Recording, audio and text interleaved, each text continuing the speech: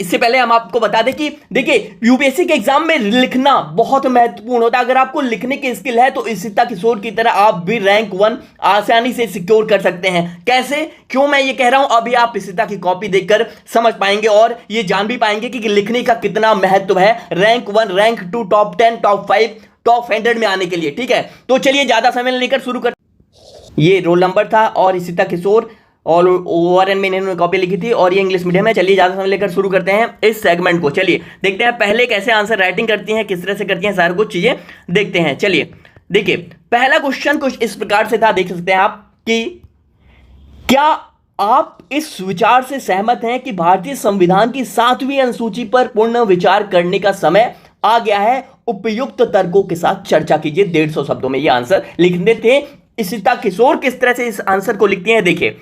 अब देखिए मैं थोड़ा डिस्कस करने से पहले मैं आपको बता दूं ये जो तरीका है, ये आप देख रहे हैं, ये जो तरीका है बनाकर लिखने का, कम समय में अधिक नॉलेज वहां पे डिलीवर करने का, अगर आपने ये सीख लिया, कम समय में अधिक से अधिक वहां पे आप अपनी क्षमता को डिलीवर कर दिया, तो यूपीएससी के लिए आपके लिए ये एग्जाम बहुत ही इजी हो जाएगा। ठीक है, तो चलिए देखते हैं कि इशिता कैसे कॉपी लिखती हैं। चलिए देखिए शुरू करते हैं 7th शेड्यूल के बारे में। 7वीं अनुसूची जानते हैं आप कि भारत की जो लिस्ट है, स्टेट लिस्ट, सेंट्रल लिस्ट और कंकरेंट लिस्ट, उसको अलग करता है ये 7th शेड्यूल, 7वीं अनुसूची।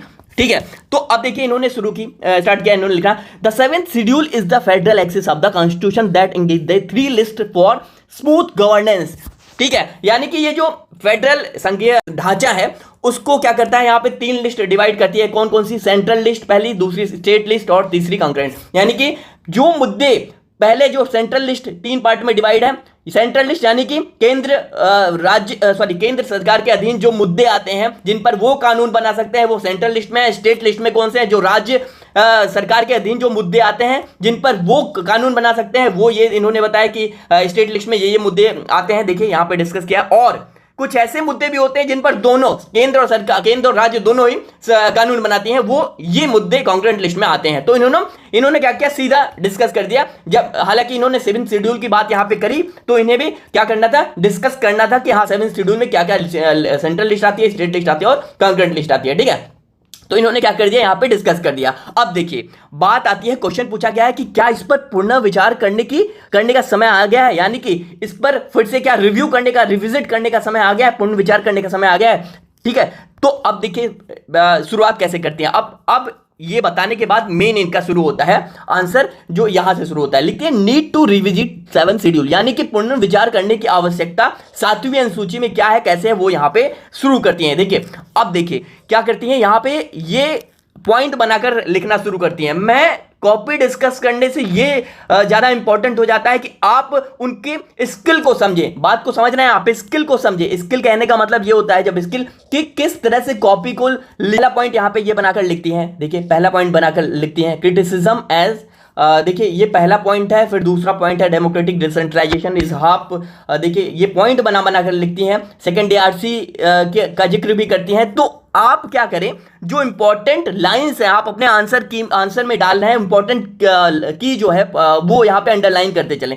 लगातार यहाँ पर टॉपर्स की कॉपी को डिस्कस करता हूं और आप ये देखते हैं कि जो इंपॉर्टेंट लाइन है उसको भी यहाँ पे सभी टॉपर डिस्कस करते हैं, वो कोई नई बात नहीं है। देखिए इन्होंने सेकेंड ARC, देखिए प्रिंसिपल ऑफ, ये जितने इंपॉर्टेंट आप पॉइंट डालें उसमें अपने आंसर में, वो क्या करें वहां अंडरलाइन करते चले। अब देखिए मैं यहाँ पे पॉइंट वाइज इसको क्या करता हूं, डिस्कस करता हूं। देखिए कॉपी आगे देख, 3rd पॉइंट, 4th पॉइंट, देखिए crisis, rule of state, health, example जो दे रही हैं उसको भी अंडरलाइन किया है। तो इसको क्या करिए, इसको आप डिजास्टर मैनेजमेंट, तो इसको आपने क्या करना है, इसको आपने करना है कि इसी तरीके से आपको भी अपने आंसर को ले जाना है। और देखिए अब मैं बता दूं अब किस तरह से ये समय के साथ साथ आपके आंसर में बदलाव आने चाहिए। ठीक है, और अंततः क्या करती हैं, इसको क्या करती हैं, एक कंक्लूजन देकर उत्तर समाप्त हो जाता है। लोग कहते हैं बहुत क्या करूं, आंसर लिखा नहीं जाता, पेन चलती नहीं, मेरी कलम चलती नहीं। तो भैया आपको फॉर्मेट बना लेना है, किसका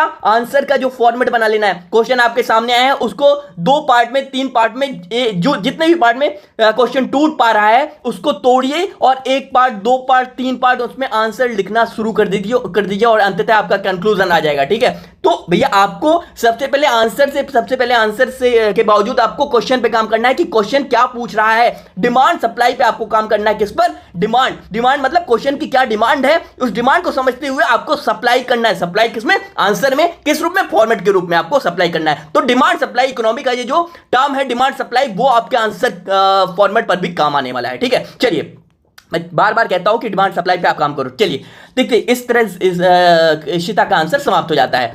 ठीक है, अब देखिए दूसरा भी इस तरह से क्वेश्चन देखिए इस तरह से है कि न्याय वितरण के लिए ऑनलाइन विवाद समाधान ओडीआर तंत्र के लाभों को रेखांकित करते हुए भारत में इसके प्रभावी क्रियान्वयन में से जुड़ी चुनौतियों की विवेचना कीजिए। ठीक है, अब 150 शब्दों में ये भी आंसर लिखना था। अब देखिए इशिता किस तरह से लिखती है। देखिए आप देख सकते हैं इन सीधा क्या करती हैं। अब आप, मैं वही बार बार कहता हूं कि अगर आप पैरा में लिखना शुरू करेंगे, लंबे लंबे पैरा में लिखना शुरू करेंगे तो आप यूपीएससी के एग्जाम से बहुत दूर है, फिर आप एकेडमिक में ही रह जाएंगे। ठीक है, आपको स्मार्ट तरीके से आंसर को लिखना है। देखिए, online dispute resolution is wide area that encompasses. ठीक है, तो अब भैया ये क्या है? Legal alternative dispute. अब ये प्लस क्या मतलब? ये स्मार्ट आंसर का तरीका है। आप स्मार्ट तरीके से अगर आंसर लिखते हैं, अब अगर आपने मान लीजिए लीगल रिजोल्यूशन, यहां लीगल लिखना था, मतलब कानूनी तरीके से जो भी रिजोल्यूशन ऑफ डिस्प्यूट, तो अगर आप इसको क्या करते हैं, लंबे में क्या करते, पैरा बना कर शुरू करते लिखना, तो भैया आपका समय भी बर्बाद होता और आप लिख भी नहीं पाते और आप बाहर हो जाते एग्जाम से। ठीक है, इसी तरह किशोर आज रैंक 1 नहीं होती अगर इस तरह के आंसर को लिखने का उनका तजुर्बा नहीं होता। ठीक है, तो कहने का मतलब यह है, देखिए अंडरलाइन कर रखा है, हर जगह अंडरलाइन कर रखा है। ठीक है, तो ये रही इशिता किशोर की कॉपी, रैंक 1 इन्होंने सिक्योर किया। देखिए इस तरह का जो आंसर है, आपको इस तरह से आंसर आपको क्या करना है, लिखने की आदत डालनी होगी। ठीक है, तो इनका ऑप्शनल पहले PSIR था, तो अच्छा लिखा है। ठीक है, तो चलिए मुझे उम्मीद है कि आपको ये सेशन अच्छा लगा होगा। रैंक 1 इशिता किशोर की कॉपी है।